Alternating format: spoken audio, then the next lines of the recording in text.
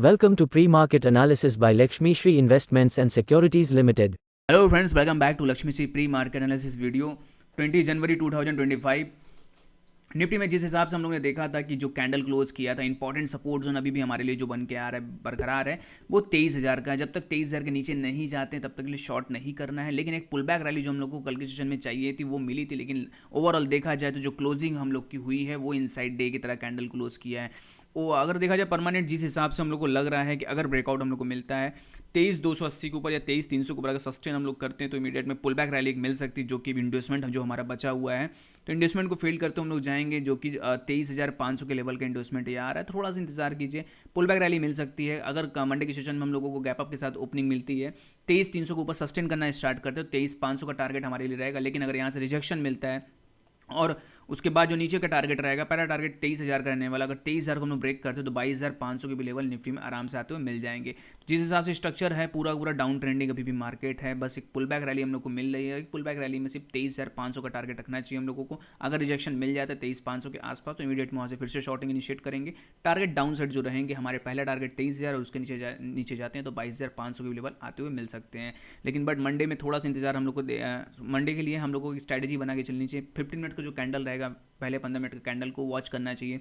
अगर 15 मिनट का ब्रेकआउट हम लोग को कैंडल पे मिलता है तो ही बाई करेंगे, अगर ब्रेकडाउन मिलता है तो नहीं करेंगे। अगर एक साइडवेज जोन में रहेगा मार्केट तो थोड़ा सा अवॉइड करेंगे। लेवल जब तक हम लोग को परफेक्ट लेवल नहीं मिलते बाइंग के, तब तक हम लोग बाइंग नहीं करेंगे। लेकिन परफेक्ट जो बाई है लेवल निफ्टी में वो 23,300 के ऊपर ही मिलने वाला है। तो इंतजार कीजिए, 23,300 के ऊपर अगर मार्केट मिलता है तभी हम लोग बाई करना पसंद करेंगे। बैंक निफ्टी की बात करें तो बैंक निफ्टी में गिरावट बहुत अच्छी थी। और देखने वाली ये चीज़ है कि जिस हिसाब से लास्ट ओवर में गिरावट आई, इसलिए HDFC बैंक भी गिरा, वहाँ से FIs की सेलिंग अच्छी खासी थी HDFC बैंक में, और पार्टिकुलर वही गिरा तो उसके बाद हम लोग की स्टॉक मार्केट भी गिरती हुई दिखी है। यहाँ से अब दो पोजीशन बनाई सकती। पहले ये, अगर ब्रेकआउट मिलता है कल के सेशन में 48,800 के ऊपर तो बाई करेंगे, या तो नीचे में सपोर्ट जोन के पास मार्केट आना चाहिए। अब यहाँ सपोर्ट जोन बहुत दूरी नहीं है, लेकिन चांसेस ज़्यादा लग रहे हैं कि सपोर्ट जोन के पास हम लोग जाएंगे। 48,000 के आसपास हम लोग रिवर्सल पैटर्न अगर मिलता है तो यहाँ से बाइंग करेंगे। 4 आवर का टाइम फ्रेम हम लोग यूज़ कर रहे हैं, इसमें स्ट्रक्चर बहुत अच्छे ड्रॉ हो जाता है। लोअर हाई लोअर लो की इन्फॉर्मेशन में यहाँ ट्रेड करते हुए दिख रहे हैं, लेकिन डबल बॉटम का यहाँ स्ट्रक्चर अब बनता हुआ दिखेगा, जो कि 48,000 के आसपास रिवर्सल मिलने के बाद ही हम लोग को मिल सकता है। तो यहाँ से हम लोगों को बेटर अपॉर्चुनिटीज तभी मिलेगी जब 15 मिनट या 1 आवर के टाइम फ्रेम पर रिवर्सल मिले। पहले 15 मिनट को कैंडल को वॉच करना स्टार्ट कीजिए, वो बहुत इंपॉर्टेंट होता है हमारे रिवर्सल के लिए। अगर 15 मिनट का कैंडल यहाँ से रिवर्स करता है, इमीडिएट में वहाँ से बाइंग कीजिए। स्टॉप लॉस 15 मिनट के कैंडल का लो का लगाइए, और टारगेट अपसाइड हमारे 1:2 तक के टारगेट आराम से आते हुए मिल जाएंगे। तो कल के सेशन का वेट करेंगे। अगर 48,800 के ऊपर सस्टेन करता है बैंक निफ्टी तो बाइंग करेंगे। टारगेट 49,500 और 50,000 तक जाते हुए दिखेंगे। अगर नहीं होता है तो 48,000 का वेट करेंगे। 48,000 के आसपास रिवर्सल मिलेगा तो बाई करेंगे, नहीं तो ओवरऑल थोड़ा सा भी वीक लग रहा है बैंक निफ्टी की, 48,000 के रेंज के आसपास आएगा तभी हम लोग रिवर्सल मिल सकता है। तो 500 पॉइंट की और गिरावट लग रही है बैंक निफ्टी में, ये गिरावट हम लोग एक्सपेक्ट कर सकते हैं। बात करें फिन निफ्टी में तो फिन निफ्टी में भी गिरावट कंटिन्यू है। जैसे बैंक निफ्टी में हम लोग ने समझा था कि वापस से हम लोग 23,000 के लेवल का अगर ऊपर सस्टेन करेंगे तो वापस से हम लोग को 23,500 के लेवल मिलेंगे, लेकिन बट वहाँ से रिजेक्शन हम लोग को मिला और फाइनली अपने मेजर सपोर्ट जोन के पास हम लोग ट्रेड करते हुए दिख रहे हैं। 4 आवर के टाइम फ्रेम पर अगर आप देखेंगे तो हेड एंड शोल्डर पैटर्न का है, ब्रेकडाउन हम लोग को मिल रहा है। अगर ये ब्रेकडाउन हो जाता है 22,500 के नीचे सस्टेन कर जाते हैं तो एक भारी गिरावट देखने के लिए मिल सकता है, जो कि लग रहा है 21,500 तक के भी टारगेट आराम से आते हुए हम लोग को मिल सकते हैं फिन निफ्टी में। तो इंतजार करने वाला चीज़ है, ये बहुत ही क्रूशियल लेवल पे यहाँ मार्केट फंसा हुआ है। अगर 22,500 के नीचे जाते हैं फिन निफ्टी में तो सेल इनिशिएट करेंगे 21,500 के टारगेट के लिए।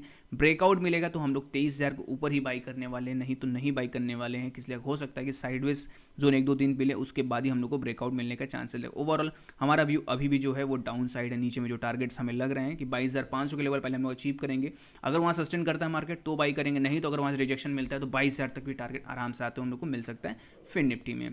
मिड कैप की बात करें तो मिड कैप में एक तेजी हमें दिखी, पुल बैक रैली दिखी। जहाँ Nifty bank Nifty under performance करे तो वहाँ मिड कैप ने एक बहुत ही अच्छी बाउंस बैक रैली हम लोग को दी है। कल के सेशन में मिड कैप हम लोगों ने, मतलब फ्राइडे के सेशन में हम लोग मिड कैप एक प्लस में क्लोज करता हुआ दिखा, लेकिन आप देखेंगे तो एक पुल बैक रैली जो हम लोग एक्सपेक्ट कर रहे थे कि 22,500 का टारगेट मिलेगा, तो यहाँ 500 का टारगेट तक हम लोग आते हुए आ सकते हैं।